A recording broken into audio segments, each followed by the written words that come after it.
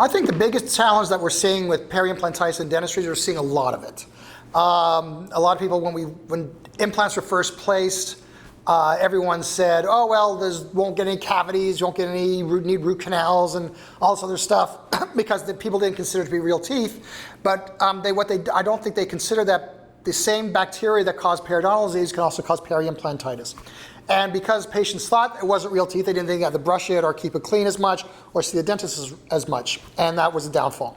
So that's the biggest problem, I think, is just getting patients to realize that even though they're not real teeth, in a sense, they're not natural teeth, I guess you could say, they do require the same attention, in fact, more than natural teeth. Well, a failing implant can impact the patient in many ways. One is, if it's failing or even ailing, it can be painful.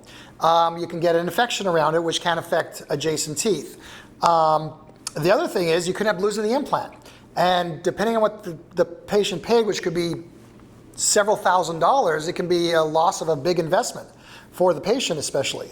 And sometimes for the doctor to have to try to replace it.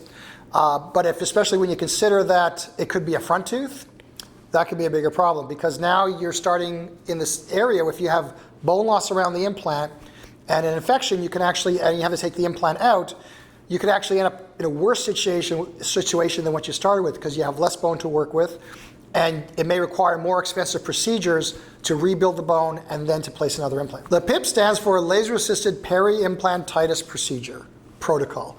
And basically it's just a way, it's really kind of a modification of the LAPIP protocol, but for implants, where we watch the amount of energy we put in to not overheat the implant, but it's done in such a way that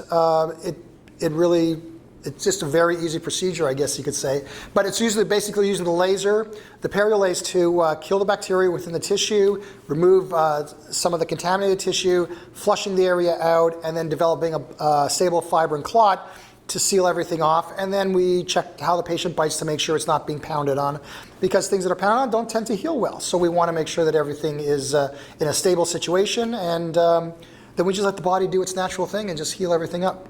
I think the question, actually, not what I use the PerioLase for, is what I don't use the PerioLase for.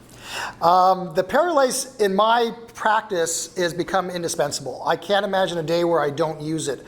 I've used it from everything from, I use it for decontaminating extraction sites. I use it for developing blood clots. I use it for developing blood clots in patients on blood thinners, so it's much safer for them. I use it before every ridge augmentation I use, or every socket preservation I use, or even before I place an implant. Anything I can do to kill bacteria anywhere is what I'm going to use it for. I use it for biostimulation. I've used it on myself on a scorpion sting. We've used it on herpetic lesions. I use it for biostimulation for patients who have TMJ problems. I've used it on patients who sometimes we get with the bisphosphonates, with bisphosphonate necrosis.